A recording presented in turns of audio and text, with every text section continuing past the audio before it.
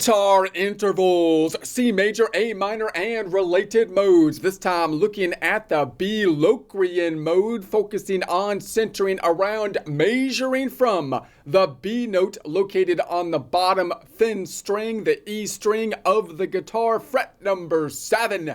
This is part number 1. One of our major objectives is to line up all of our resources in the same direction, making them as easy on the eyes as possible from the perspective of the player of the guitar who is located behind the guitar. Therefore, for example, my guitar is going to look like I'm playing left-handed, but no, we just flipped it around in order to mirror your perspective from behind your guitar as though you are playing your guitar into a mirror. Similarly, our Excel worksheet representing the fretboard is going to have this as the low or heavy E string, the one closest to the ceiling, top to bottom, left to right, situated as though we just took our strings here and planted them right on the screen there. We're now going to be looking at this B note, focusing around that B note, creating the same shape as using this as the center or focal point, which means we're looking at the intervals related to the Locrian mode. Now, oftentimes when people hear the term Locrian mode, they have a bit of fear and they kind of run away from that one, or they're going to say, I don't need the Locrian mode. That's the weird one. That's the crazy one. You stay away from that. That's like the crazy person in the bar who's acting all crazy, and you just keep your distance.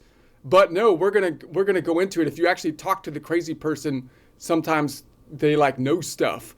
So the Locrian mode is actually important for a few different things. So we're gonna basically kind of first give a recap of the project, why you might want to learn the Locrian mode here, and then how we're going to do it from this bottom string, because as with our other modes, we usually learn things by learning open position, what people call the cowboy chords, the great chords from open position here, that we can then move up the guitar, breaking the guitar into 5 shapes that nice and conveniently, and of course, match our 4 fingers to some extent, because that's how the guitar is designed. And then we can create our scales around those positions on the fretboard. That's one way to basically look at it. And most of the time, we kind of learn the fretboard. We get our cheat sheet and we say, I'm going to learn these top 2 strings, try to get the notes on those top 2 strings, and then I'll use just 2 of those caged system chords, which is going to be if I'm on the top string, then I'm just going to convert all these notes into either a major or a minor E shape. Major, minor E shape, bar chords, major, minor bar chords, right? And if it's on the A, I'm going to convert the major or minor A's to a bar shape, major or minor A. And then we kind of leave it there, right? We don't really learn we don't even learn like what the actual notes are that I'm playing. If I play this bar chord, it's like, what am I actually playing? I don't really know except for that top note. If I play the bar chord from the A, I know it's an A, and that shape makes an A major. That's all I need to know, right? But it would be nice if you can build something from this A, and this A, and so on and so forth, right? So we'd like to be able to build things from the bottom in particular, because that's going to be useful if you're layering stuff, which is pretty cool to do these days with all the fancy computer software you got. Be nice to be able to layer some heavy chords on top and maybe some higher pitched chords over it. Or if you're playing in a band, it's kind of outdated these days. People don't even do bands anymore, I guess, but you'd still be cool. Then someone's doing the bass. You might want to learn chords that are going to be on the higher register so that you can play something and not be stepping on each other's toes. That's another reason to kind of look at that. So how are we going to basically learn this? We're going to be thinking of comparing everything to the major scale, using the major scale as our key, and then try to see the modes as they relate to the major scale. So as we do that, you're probably thinking, I'm not going to ever play in the Locrian mode. Most people won't be playing in Locrian. That's kind of a weird thing to do.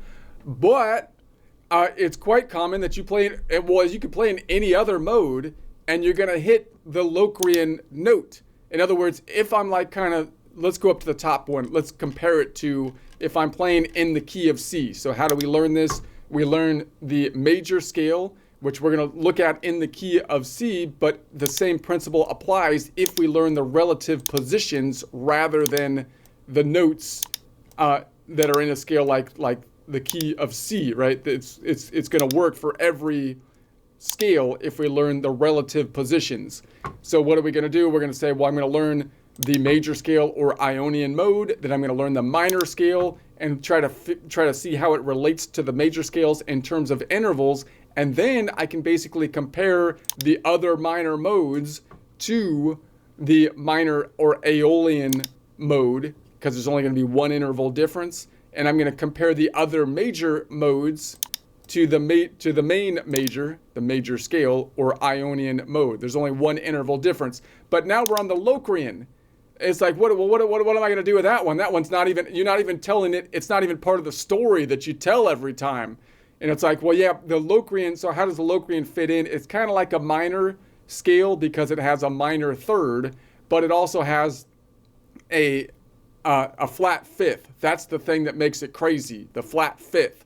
So you can kind of think of it as basically another minor, but then it has the flat fifth. So in other words, if I'm playing like in the key of C and I'm just converting all these top notes that are in my musical alphabet into a major or minor bar chord, otherwise known as an E major or E minor, and anything that starts on this second string, I'm converting it just into an A major or A minor bar chord if I want to play a major or minor of any of the notes that are here, but except when I run into that B note. What am I going to do when I run into the B note? Because I can't build a major or minor, because I have this, that's when the Locrian happens. So it still has a minor third, but it's going to have a flat fifth. That's the weird thing that comes into play. So I have to know that, because then I can play, then I have to accommodate for that when I get to that note if I'm noodling around. So just from a logistical standpoint, how might work if I'm playing in the key of any of the modes, such as the major scale or the minor scale, and I learn all of the notes on the top two strings of the guitar, the first thing I might start doing is say, well, I can always add a fifth to whatever I'm doing, which is a power chord, right? So I can play my power chord here. So the fifth is always going to be this shape, right? Boom, that's C, and then up here, right? You could play the fifth other ways, right? But that's this common power chord shape.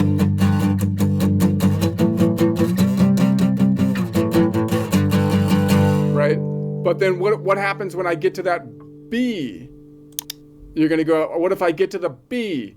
Well, then I have a problem, because you could just not play it, or you could say, oh, I can just play that top note, or put the fourth in it, right? And then to the C, right? Or I can realize that it has the minor in it. Or I can even keep the shape the same, like I could. It's not going to sound horrible, because now you've played a note outside of the key, but all the shapes that you played are symmetrical, so it still kind of works. That's kind of like what happens in the blues a lot. Or you go up, and that sounds kind of wonky, but you can see it leads into the home bass. So one way you can do it, that's what we often learn. We learn those power chords, because then I don't have to worry about the major third or the minor third, but I might still have to, if I want to stay in the same key, worry about the fact that when I get to the Locrian one, then it's got a flat fifth on it. And then I can get a little bit more sophisticated, and I can say, well, I'm going to convert all of these notes to a major or a minor. So it's a G major that fits in my key, right? And then it's an A minor that fits in my key, and then it's a C major that fits in my key. But what about the Locrian, right? The Locrian doesn't really fit, once again, in that key. So right, so then I got to say, well, what is it? It's going to be a minor third and a flat fifth. So that's how, like, logistically, basically, it comes into play even when you're playing like basic kind of power chords. You have to compensate. Like, the power chord will work 5 out of 6 times, and then kind of work even on the last one, if it sounds symmetrical, but it won't work if you're thinking about it being in the same key. You're going to play something out of key. It might not throw you off because you're playing symmetrical power chords, so the shape will be the same, but it won't be exactly in the same key, right? So that's why that's one reason we need to know it logistically. The other thing we want to know, like logistically, why we want to know it, even if I don't play in the key of Locrian, is because what we're talking about here is that the Locrian can also be thought of as a modal chord, is the general idea.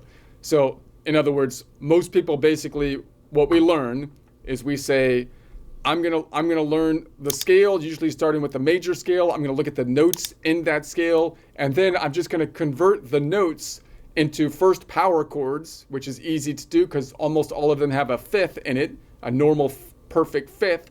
And then I'm going to try to convert them into the major and minor chords, which has a distinctive characteristic of the third, right? So how do most people do that? Well, they play in the major scale and they say, well, the 1, 4, 5 has a major third, and the 2, 3, 6 have a minor third, and then they ignore the Locrian altogether typically, but it still has a minor third, so you can kind of think of it as a minor. So that's what, and how do we do that? We convert those top 2 strings into our bar chords, top string, E major, E minor, second string down, A major, A minor. That's what the next thing that people often do in the order of the learning process.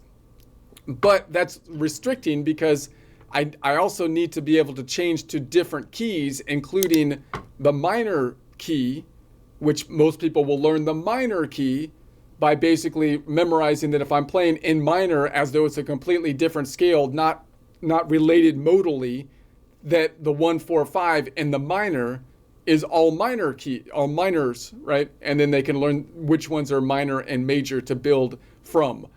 But if we want to go beyond the 1, 3, 5 to the 7, 9, 11, and 13, and if we want to look at the other modes, like the Dorian mode or playing the Phrygian mode and so on, it makes sense for us to say, well, look, I'm not really just playing the 1, 4, 5. If I want to stay in the same key, I'm playing Ionian to the Lydian to the Mixolydian. So I'm not really thinking about these as separate scales in that case. I'm playing in the key of C. But when I get to like the 5 here, I'm going to say now I'm playing the Mixolydian modal chord. Why is that different? Because it's still going to have the same 1, 3, 5 as though I was playing a G major, because both the Mixolydian modal chord and the major modal chord have the same 1, 3, 5. But when I get to the 7, the Mixolydian is going to have a flat 7, a minor 7, and the major is going to have a major 7.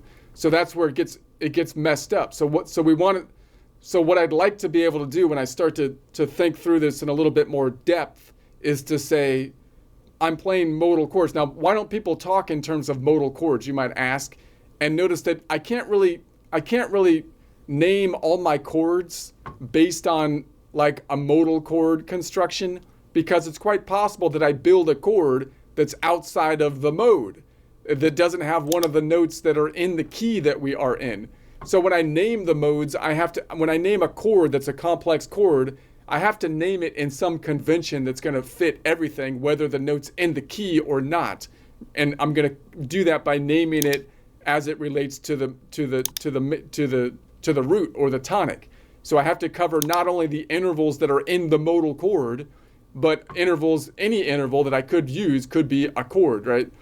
But when we're playing in key, the question is, am I playing something that's in the key, a modal chord, all of the same notes that are here, or am I playing something that's out of key, which means usually I'm going to try to play something symmetrical, because that's the other way it can sound uniform, even though I'm not playing something in the same key, is going to be, the general idea. So that means that when we get to the Locrian, usually we're not going to play in Locrian, but we still want to learn the Locrian mode, because we're still going to think of it as a modal chord. When I get to that B note, I have to think, what am I going to do? I'm going to play the Locrian modal chord there. we call that a diminished chord, right? What's gonna be the characteristic of it? Well, it still has a minor third, but in it, but then it has a flat fifth. It's going to be the general idea. That's going to be the general idea. Okay, so you can also see that this Locrian. Now, I'm also trying to think of all these notes here that are in the key. I kind of want to like name the notes as the starting point to all the different modes, right? So and that's movable when I go to a different key. So for example, the C and this shape is the Ionian mode, right? The D is the start of the Dorian mode. The G is the start of the Mixolydian mode. If I was to play the shape from that position, so that I can kind of memorize those positions by position, and then when I change to a different key, I can see that shape. So in any words, if I say that B right there is the start of the Locrian mode, right? That's the beginning of the Locrian mode. It's the seventh, if you think about it in relation to the major scale. And notice if you're in the major scale, then it's the leading tone that goes home to the C. And whenever you have that half step, it pulls in home to the home, right? So that half step is always going to give you that pull home. And so if I go over here, you can see it. Let's do it over here. You can see that if I build the chord, I have on the Locrian, instead of having a fifth that's normally out here, the fifth is going to be back here, and then I could pick up then the D. But the flavor of it is just these two. That's going to give you that kind of really.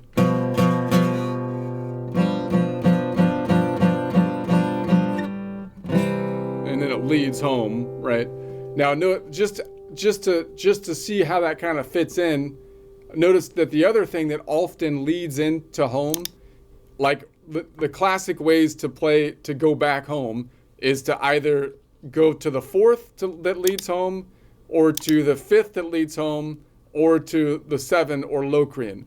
So for example, if I'm playing some kind of progression in the key of C, and then I go to the 4, which is an F. You see that sounds familiar?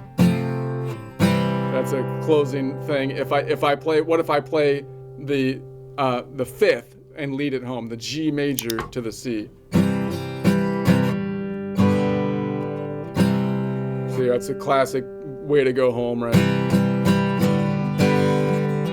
Now, if I want to get a little bit more pull, then what I'm going to do, instead of playing the G like the normal G, I'm going to put in the 7, which is the flat 7, and that's going to, notice how that's similar to the Locrian. So instead of playing it like this, I'm going to pull in that flat 7. So now you get a different pull. Here's the normal G. Now here's it with a flat 7. So you get a different pull. Now that flat, now if I then look at the Locrian construction, notice I don't have the G up top, I have a D instead. So now you have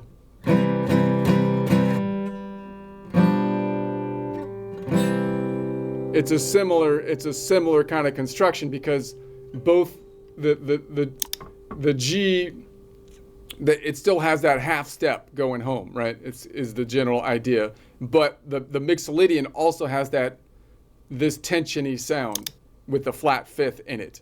Okay, so let's give a general idea. So as we go down and measure the Locrian, remember the general idea is we're going to say we'll look at the normal intervals for the major scale, and then we consider the minor scale, which is kind of the opposite of the major scale, and then we compare the other minors to the minor scale, or Aeolian, because there's only one interval difference. And then the Locrian, we think of it as separate, but it's really like a minor scale with a flat 5th.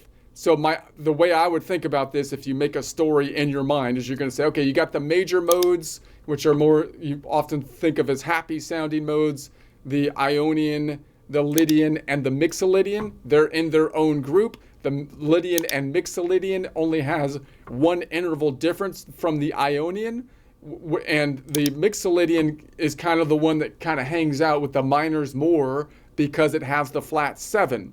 And then you've got the main minor, which is going to be the Aeolian. It's the main minor because it's the minor scale, and you would think that you would take all of the intervals here and keep the perfects and flat all of the majors to a minor, which is basically what happens, but doesn't happen with the Dorian. The Dorian keeps the minor second. The Phrygian keeps the minor second. The Aeolian keeps the minor second. And then the Dorian is a little bit more on the major side because it has another major. It has the 2 note away major second, plus I believe it's the major 9 note away major 9.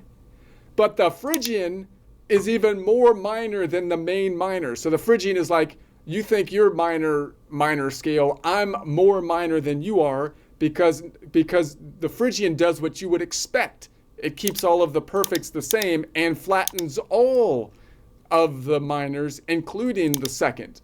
So it's even crazier. Now, why don't we say that is the normal or the main minor, the Phrygian? Why isn't the Phrygian the main minor? If it does what we would expect, it flattens all of the majors to minor. Well, I think partially it's because we like the Aeolian more. The main minor is a little too crazy because that flat second sounds tensiony, right? It's a little too much.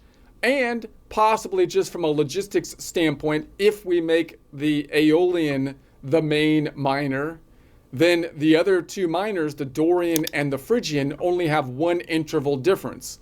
So this one is actually closer to the other 2.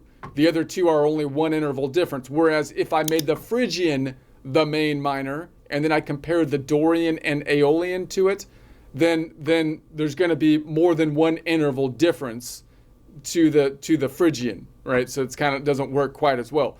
And then the Locrian comes in, remember the Locrian's the crazy guy in the bar, and the Locrian's like, dude, I'm just as minor as you are, Phrygian, plus I've got a flat 5. And everybody's like, oh no, he's like broke a bottle on the bar because he's crazy. It's like, because no one goes flat 5. No one goes flat 5. And actually, and that's not exactly true because the Lydian is also kind of crazy because it has a 6 note away interval, but it's not a flat 5, it's an augmented 4th. And because the Lydian hangs out with the cool crowd with the Ionian, they're like the rich kids, the Ionian and the Lydian and the mixed Lydian. And so even though this Lydian is crazy too, it's that he hangs out with the majors so no one really notices. But everybody thinks the Locrian is crazy because it's more minor than the main minor as the super minor Phrygian, plus it's got the crazy flat 5. All right, so that's the story. So let's look at the intervals here on the major. We've got a 0 note away perfect first, a 2 note away major second, a 4 note away major third, a 5 note away perfect fifth, a 5 note away perfect fourth, 7 note away perfect fifth, 9 note away major 7, 9 note away major 6, 11 note away major 7. What would we expect on the Locrian? The Locrian is more crazy than the major minor. It's as minor as can be, plus has a flat 5. So we would expect the Locrian to have the same perfects and all of the majors, including the second, which isn't the case with the main minor, the minor scale. We would expect all of the majors to be flattened to minors, half step down, and the fifth. Nobody messes with the fifth. Nobody messes with the fifth, but the Locrian does. The Locrian's like, I'm flattening the fifth, and people are like, whoa, dude, he just broke a bottle on and he's crazy. Okay, that's the story. All right, so then we're going to go down here and we'll go one by one from this B. All right, let's do a quick joke before we go through it here. This is a long one. It's kind of a half joke, half rant, but here we go.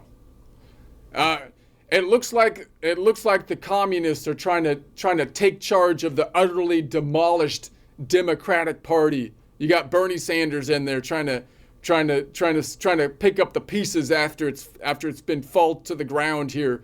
But just remember, if it's too good to be true, it generally is. You know, communist policy is not helpful. At best, they're help empty, having no real positive impact, and at worst, especially in the long run, communist policies are help crushing. They're not helpful, they're not help empty, they're help crushing, disincentivizing, demolishing, destroying the actual helpful forces in an economy and society. It seems like the new Snow White movie that went out, it's out recently, this new remake of Snow White, has some communist themes in it as well, which is it's like everywhere they're trying to come back with this kind of commie thing, and the movie's not even above board. It's not even above board movie. Above board being good enough not to have to check your phone in the middle of the movie, risking pissing off others because you're so bored. It's not even above board. The movie wouldn't even be above board if you watched it while flying a plane at 10,000 feet. Above clouds, yes. Above board, no. I'm still forced to check my phone even as the flight attendant threatens to take it. I'm also protesting for the dwarfs over here. I'm protesting for the dwarf community who were removed from the movie but then added as voice actors of the dwarfs, which still just kind of cracks me up because it feels like it's even more anti-dwarf discrimination than taking the dwarves out and then replacing them with non-dwarfs in the first place, because it's like we'll listen to the dwarfs as long as we don't have to see them. That's what it feels like. We'll put the voice actors on there as long as we don't have to put them like on camera because they're grotesque. That's what it seems like. I know that probably wasn't how, but it is, honestly.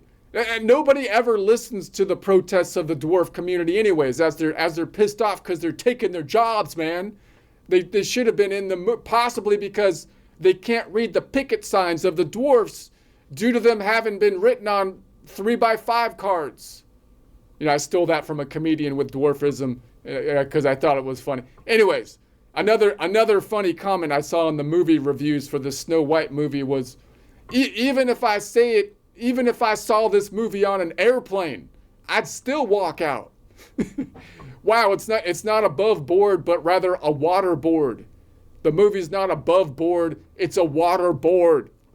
I mean, the actress is a beautiful woman with a lovely singing voice. There's no arguing that. But everything from the songs chosen to replace the original songs, to the casting decisions, to the dwarf kerfuffle, looks like this movie was written and produced by an angry activist with an axe to grind, instead of an artist channeling a gift to give. Channeling a gift to give being the case with all the great Disney princess originals. The animated originals were all beautifully crafted, which is why, precious young girls have loved dancing around in princess dresses for the last 70 years or so. I mean, honest, Disney treats its own intellectual property like the modern angry environmentalists, progressives, treats Tesla electric cars, for crying out loud. They burn it. Why do you do that? I mean, Disney has struggled. Disney has strangled its golden goose so bad that the once golden eggs are now coming out scrambled and anything but gold. They're not worth anything except a rancid object that Disney can then hurl at its own fans. How is it the mighty House of Mouse has turned into a tiny rat hole? It's crazy. I wish Disney would find a CEO willing to cut the crap and the fat like Doge is cutting out the government waste, freeing up Disney to dream again. Okay, let's do a quick run through on the intervals, and then we'll focus on each one of them at a time. So the Locrian mode has a 0 note away perfect first, as all the modes do, of course. It's got a 1 note away minor second. Now remember that the major scale, has a 2 note away major second, which is what we would expect. but the Aeolian or minor scale also has a 2-note away major second. So this is even more minor than the main minor, equivalently minor to the Phrygian mode, which also has the 1-note away minor second.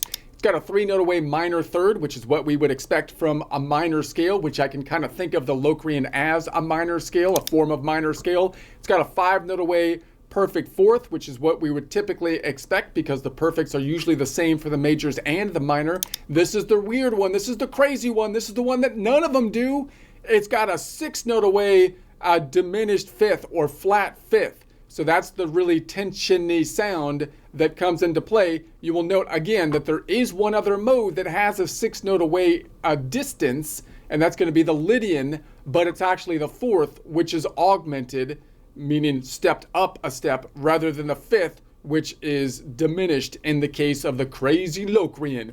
It's got an 8-note away minor 6, which is what we would expect from a normal kind of minor mode instead of a 9-note away major 6. It's got a 10-note away minor 7, which once again is what we would expect from a minor scale or mode, as opposed to the major, which would be an 11-note away major 7. So we're first going to be taking a look at the 0-note away perfect first. Obviously, we're just looking in essence at the same note or octaves, and we want to basically find those on each string, which a lot of people still most likely have trouble doing from the bottom string of the guitar, as we typically look at it from the top string.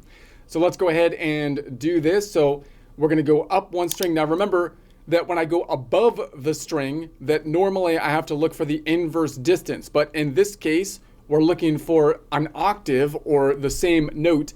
And so we're going to go all the way around. So if I think about any of these strings, if I think about this string and wrap it around in a circle instead of a line, then it would be like a clock with 12 steps. And if I start at any point on the clock, such as the B, which is then and I go 12 steps around, I'm going to get to the same point whether I go clockwise or counterclockwise.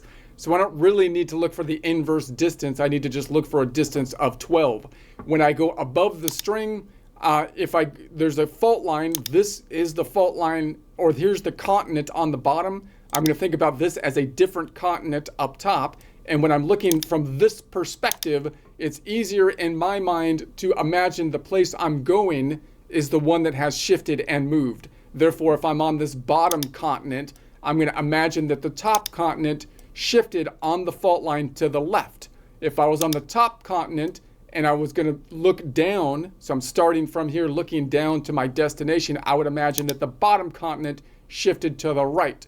That's easier for me to visualize. I don't know, I think that's possibly going to be universal. I'm not totally weird, so some of the things that are easy for me to do, are easier for other people to do, or else I'm just weird. But I think that's useful.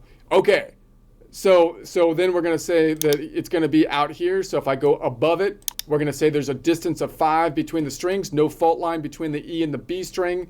So we're going to say that's going to be 5, 6, 7, 8, 5 and negative 5, 4, 3, 2, 1, 0, because it's going towards 0. So I go negative 5 up top, and this goes towards 0 that way. So I'm going to say from here, so I'm going to say this is going to be negative 5, 4, 3, 2, 1, 0. So here to here, from the B to the B, same exact note in that case. Okay, so let's say we go up 2 strings. So that means if I go up 1 string, then the octave is always going to be 1, 2, 3, 4, 5 frets forward, unless I cross the fault line, which would only happen on the actual B string, the open B, in which case, if I'm going here up above it, this fault line, I'm imagining shifted to the left. So that means that the destination got closer to me. So now we have a lesser distance that we have to travel if I cross the fault line. So the rule is, if I go up 1 string, then the octave or the same note will always be 1, 2, 3, 4, 5 frets forward, unless I cross the fault line, which would only happen on the B string, in which case if I go up 1 string and cross the fault line, the octave will be 1, 2, 3, 4 frets forward. Okay, let's go to the next one up. We're going to go to this one. So now I'm going up 2 strings and crossing the fault line, looking for the octave, has a distance of 12, 5-note distance between this 2 strings, then this continent shifted to the left. So I'm going to go diagonal to get to 5 because I want to count in 5s and not in 4s. So I'm going to say 5, -5, -10, and then 11, 12. So let's count it from here. -5, this continent shifted, so -10, and then 10, 11, 12. There's my B right there. So there's the octave. Now that shape is the shape that we might recognize if I started from here, but it got shifted up. So in other words, that would mean that if I go up 2 strings and cross the fault line, the octave will always be 3 frets back. But I wouldn't cross the fault line if I started above the G string, such as on this B, for example. And if I went up 2 strings, I would be here. Now that shape is possibly the most recognizable if I measured it from the top to the bottom. That's what most people start to learn as kind of like the octave. But most people don't see it as readily if I start from the bottom to the top. And then most people have a confusion when the fault line shifts, even from top to bottom, and certainly can't see the shape as well if I'm at the bottom going up across the fault line to the top. See, I'd like to visualize it all those different ways, or practice visualizing it all those different ways. And again, like a lot of people don't do that because they kind of feel like, well, I know it one way, and therefore that's good. I know the alphabet going one way, and therefore that's good. But if you're working on something, if your whole job is to file in alphabetical order, then it would be best if I can learn the alphabet from any place. I should be able to seamlessly go, oh, I'm at a T. I can go up or down from the T easily, right? And we tend not to try to do that. So similarly here, right? I want to be able to visualize it from top to bottom, but I don't want to stop there. I want to keep on being able to visualize it from bottom to top, and so on and so forth. And there's many reasons. Again, I just want to point out that people come up with like rationalizations on why they don't need to do that, because I can always look at it this way, I can look at it my way, or we kind of convince ourselves that we already know it the other way because it's easy. It's just the octave in reverse, so it's easy. I don't need to practice that because obviously it's the octave in reverse. And you're like, yeah, it is obvious once you think about it, but you can't see it unless you actually do it. Unless you repeatedly do it, you won't be able to see it in your mind, right? And it's not a matter of intelligence. Like, I'm not the most visually, like some people are better at seeing it than other people. Like people that have more visual, they're better like at turning things around in their mind. I'm okay at that, but I'm certainly not like the best at that. Anybody can do it. You just practice doing it, just like practicing the alphabet going forward. You practice the alphabet going backwards. The more you do it, then I think the practice is more important than being naturally gifted. Personally, maybe that's just because that's where I'm at. Maybe I get good at things by practicing more. And I think that actually, it works better a lot of times, right? If you just practice it over and over, then you will be able to see it multiple different ways. It's not like, oh, I'm just a genius, and so if I can't get it, then I'm not going to do it because I don't have the gift of seeing it. You know, if it's harder to see, then you need to work twice as hard. That's what I was, right, always kind of, you're not the brightest, you're not the sharpest tool in the shed. You better work twice as hard. Right? It's like, all right. So anyway, let's go to the next. So that means let's go to the next one. We're going to go up to this one here. So now we're going to go up 3 strings. So we're going to go up 3 strings, and we're looking for a distance of 12. So, and we're crossing the fault line. So again, going this way would be, going straight up would be 5. And then this shifted to the left. So I'm going to say 10, -10, and then 15. We're always going to hit 15, which is over 12. So if I get there, I'm going to say 15 minus 12 brings it back down to -3. And then this goes towards 0. So -3, -2, -1, -0, settle, echo. Oh, God. No. Now the song's in my, okay. So it's going to be -5, -10, -15, and 15 minus 12 is going to be negative 3, 2, 1, 0. Zero, zero, zero. All right. Oh my gosh. So they should have cast me in the movie. I don't get cast in any movies. I feel like I should have some kind of thing where they put me in. I don't know. I don't want to be in. It doesn't seem like a good position to be in right now.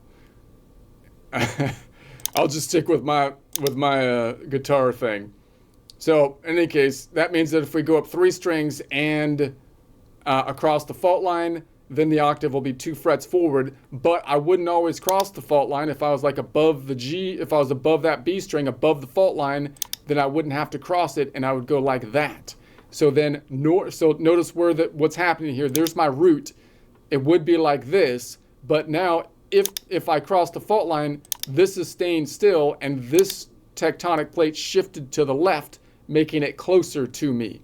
So I'm going to say the rule would be that if I go up 3 strings, then the octave is going to be 1, 2, 3 frets forward unless I cross the fault line, which would happen on the low strings, the B and the E string, in which case if I go up 3 strings and cross the fault line, then the octave is going to be 2 frets forward. Let's go up to the next one, otra vez. Let's go back here. It's going to be 1, 2, 3, 4, 5 frets back. So we're going to go up 4 strings, which means we're always going to cross the fault line because I can't go up 4 strings without crossing the fault line.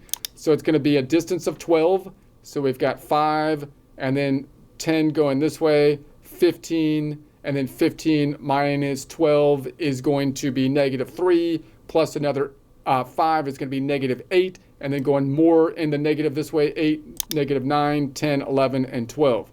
Let's count it on the guitar. I don't think I counted the last one on the guitar. Sorry about that. But I'm going to say, okay, this is going to be 5. This shifted that way, negative 10, negative 15. 15 minus 12 is negative 3, plus another 5 is going to be negative 8, 8, and negative 9, 10, 11, 12. Okay, so from here to here, so that be, boom, octave. So that means if I go up 4 frets, I'm always going to cross the fault line, and therefore the octave will always be 1, 2, 3, 4, 5 frets back. Okay, then if I go to the top string, I can obviously cheat. If I go up 5 strings and I'm looking for the same note, same, although different octave, it's going to be the same because it's on the same string, right? And so notice also these 2 strings are they are unique because they're the same. So anything I'm measuring from here will have the same, I can measure from up top as well.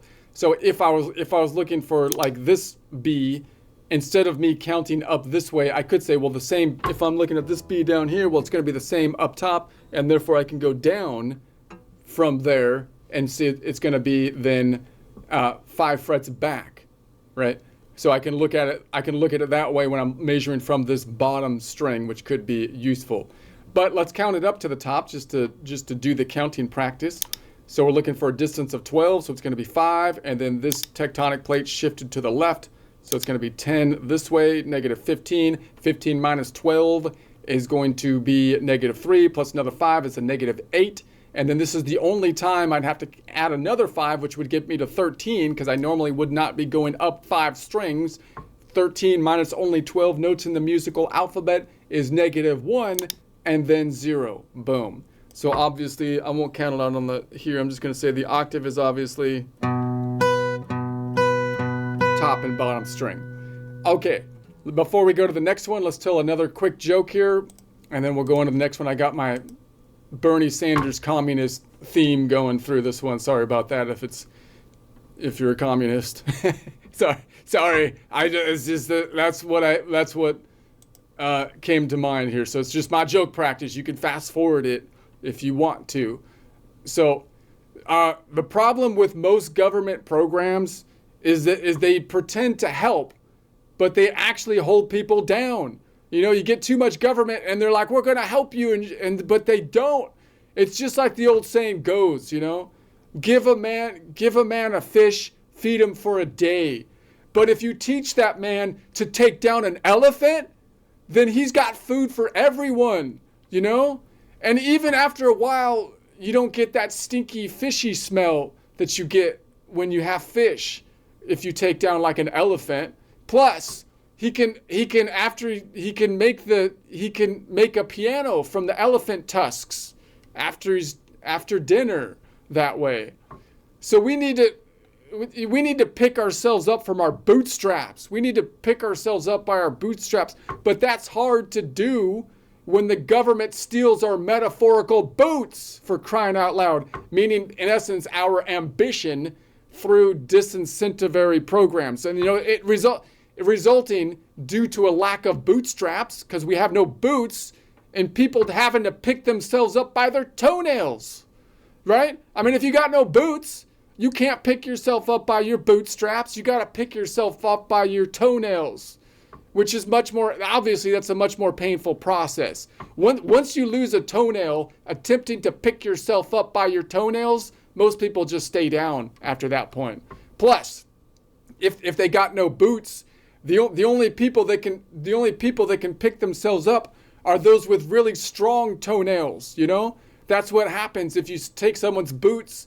The only people that can pick themselves up by their bootstraps, but now because their toenails are people with really strong, they have to have super strong toenails.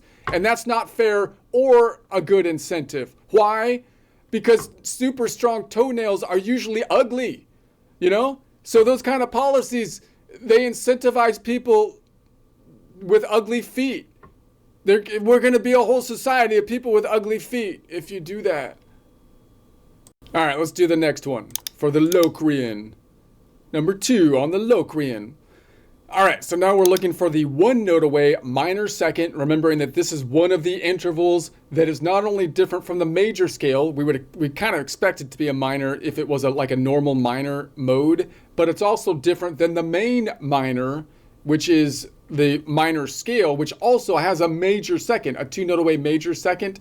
The Phrygian, however, still does have a minor second, so it's not unique in the minor modes. So I'm still going to kind of call Locrian kind of like a minor mode, because the Phrygian also has it. The reason we don't think of Locrian as a normal minor is because it's got, once again, the crazy flat 5, which we'll get to later. But this one is kind of crazy also. This is what makes Locrian, not the main minor. So it's kind of crazy too. It's just not as crazy as the flat 5 thing it does.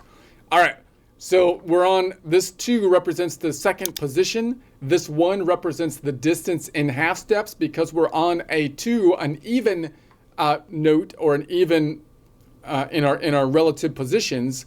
When I count it in a chord, we skip it because we do every other note, 1, 4, 1, 3, 5, and then the 7, which is the last note in our scale, and then we go around to a 9. So the 2, for our purposes, is going to be equivalent to a 9 in that it has the same note. We're not going to get into octaves and whatnot for it. So that's what we're looking for, a 1 note away major second, which we can also call a 1 note away minor second, which we can also call a 1 note away minor 9. Now, if I'm on the same string, it's just 1 note away, right next door. It's too close. That's why it sounds ugly. It's too close. I need my elbow room. Otherwise, you get that kind of tensiony sound when it's too close, and then you have to get some release to have a normal chord that's not so bunched up. Okay, so then if I go above it, then we're gonna go above it. So now when I go above it, now I have to look for the inverse distance, right? So now I'm looking for a 1 note away minor second, or a 1 note away minor 9. There's 12 notes in the musical alphabet, so I'm going to say 12 minus 1 is a distance of 11. There's no fault line between these two notes, so it's just going to be, I'm going to call it negative 5, 6, 7, 8, 9, 10, 11. Almost back. Let's replace this with the orange.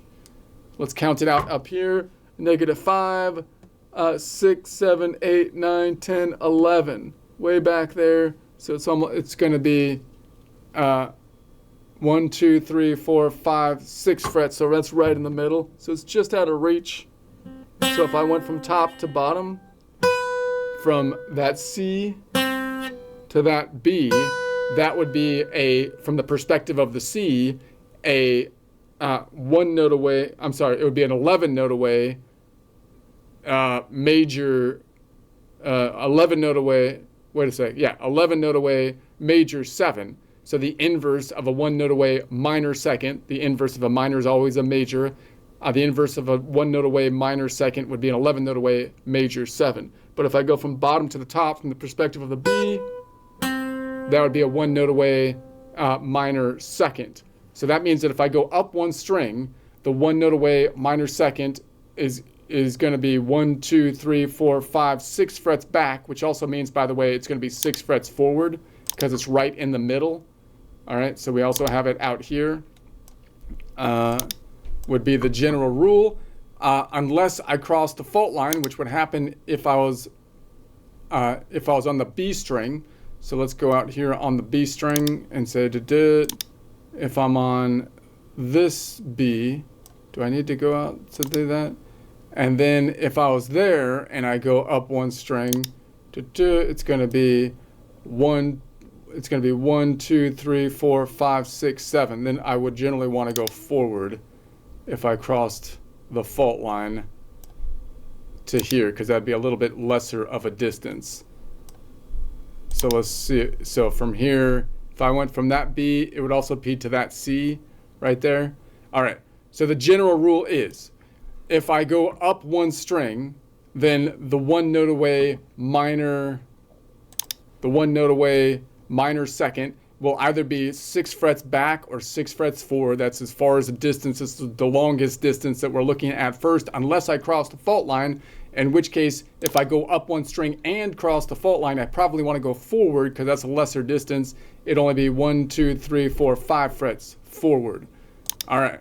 That's the hardest one we started off with. Let's see, hopefully things get easier after that, even though we're crossing the fault line now.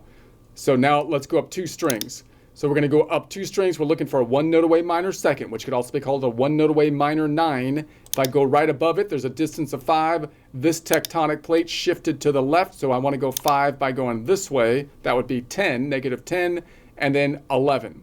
So if I count it up from here, it's going to be negative 5, and then this shifted that way, so negative 10, and then 11. So from the perspective of the C to the B, that would be an 11 note away major 7, but the perspective from the B to the C would be a 1 note away minor second. So that means if I go up 2 strings, the 1 note away minor and cross the fault line, the 1 note away minor second will be 2 frets back.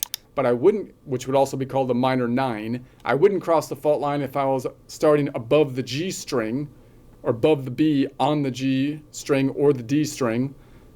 So if I was up here, like if I was on this B, then it would be up to here. So what happened, if I'm here, this would be the normal distance, and then if I look from the perspective of the B, this fault line shifted. So my destination shifted left, making the distance further. So the rule is, if I go up 2 strings, then the 1 note away minor second, which could also be called the 1 note away minor 9, will be 1 fret back, unless I cross the fault line, which would happen if I start from the bottom 2 strings, the B or the E string, in which case if I go up 2 strings and cross the fault line, the 1 note away minor second, which could also be the minor 9, will be 2 frets back.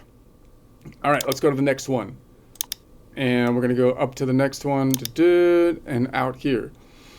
All right, looking for the 1 note away minor second, which could also be called the minor 9, looking for a distance of an inverse distance, 12 minus 1 of a distance of 11. 5, negative 5, and then this fault line shifted to the left, so I have to go diagonal for 10, and then negative 15. There's only 12 notes in the musical alphabet, so I can bring it down by saying 15 minus 12 is negative 3. This goes towards 0, so 3, 2, 1, 0, or octave, which I can go to 12 around the horn, 11. All right, so let's count it this way. So we're going to say this is going to be negative 5, fault line shifts that way, so negative 10, negative 15. 15 minus 12 is negative 3, negative 3, 2, 1, 0, or there's the octave, or I can bring it around the horn to 12, and then 11. So here we have it on that C right there. So from the perspective of the C, that would be an 11 note away, which would be a major 7. from the perspective of the B, bottom to top, we would have a 1 note away minor second. Okay, so that means that if I go up 3 strings, the 1 note away minor second, if I go up 3 strings and cross the fault line, the 1 note away minor second will be 3 frets forward. I wouldn't cross the fault line if I started on the G string, which is the only one I can start on, and not cross the fault line and still be able to go up 3 strings, in which case if I go to this B, I go up 3 strings to that C. So notice what happens. Here's the distance normally, or not crossing the fault line. If I cross the fault line, from my perspective here, this tectonic plate shifted to the left. So once again, it's a lesser distance. So the general rule is if I go up 3 strings, then the 1 note away minor second, which could also be the minor 9, will be 1, 2, 3, 4 frets forward, unless I cross the fault line, which happens 2 out of 3 times. I can possibly go up 3 strings on the low strings or the bottom strings of the guitar, the B and the skinny E string, in which case if I go up 3 strings and cross the fault line, the 1 note away minor second, which could also be called the minor 9, is 1, 2, 3 frets forward. All right, next one. Let's go up to the next one. Now notice if I'm this close to the top string, what I might start thinking in my mind is to say, hey look, I know the same note is the same up here. So instead of me counting up, it would be a lesser distance if I count down from the top string. So just recognize that. So I possibly would do that in practice. I'd be like, okay, I'm going to go from here to here. Well, I also know that if the same note is on the top, and if I go down below it, then, and I'm looking for a 1 note away minor second, I don't have to take the inverse distance. It would just be 1 note away, which would be a 5 note distance between the strings, 5, and then 4, 3, 2, 1. But if I counted it up from the bottom, then I'd have to take the inverse distance. So a 1 note away minor second, or minor 9, is going to have 12 minus 1, or a distance of 11, which will be 5 to the string. This whole tectonic plate shifts to the left. So it's going to be negative 10, negative 15. I can bring that down. 15 minus 12 is negative 3, plus another 5 is going to be a negative 8. And then I'm going to say this goes more negative 8, negative 9, 10, 11. So let's count it from here. So we're going to say this is going to be negative 5. This shifts this way. Negative 10, negative 15. Negative 15 minus 12 is going to be a negative 3. Plus another 5 is going to be negative 8. Negative 8, 9, 10, 11. So from here to here, top to bottom. So from the perspective of the C, it would be a 11 note away major 7. From bottom to top, it's going to be therefore a 1 note away minor second. So that means that if I go up 4 strings, I have to cross the fault line. I can't go up 4 strings and not cross the fault line, and therefore the 1 note away minor second, which could also be called the minor 9, will always be 1, 2, 3, 4 frets back. All right, let's go to the top string. And again, if I go to the top string, usually what I'm going to do is say, well, if I'm looking from this point to get to the top string, I'm going to say the same note is here, and 1 note away will be 1 note forward. So that would be the easy thing to do, but let's count it up from the bottom just to finish our practice here. So we're looking at a distance of 1 note away minor second, or minor 9, and therefore I have to take the inverse distance because I'm going above it. 12 minus 1 is a distance of 11, so this would be 5 here. This fault line shifts to the left, so we go 10 here, and then this negative 15, let's bring it down. 15 minus 12 is negative 3, plus another 5 is negative 8, and then this is the only time if I go a distance of 5 strings that I gotta say 8 plus 5 would be negative 13, which is above 12, so I can bring that down. 13 minus 12 is negative 1, and then this goes towards 0, 0, or 12, because there's 12 notes in the musical alphabet going around in the circle, 11. Let's try to count that from the bottom, just to do it one more time. See if I can do it on the actual guitar.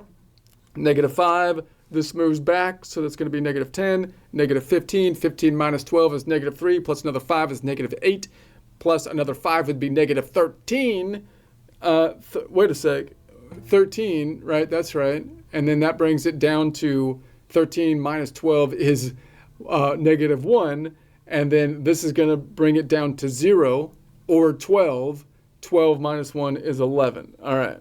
So here to here, if I go from this C to that B, that would be from the perspective of the C, an 11 note away, major 7. From the perspective of the B, bottom to top, it would be a 1 note away, minor 2nd, or minor 9.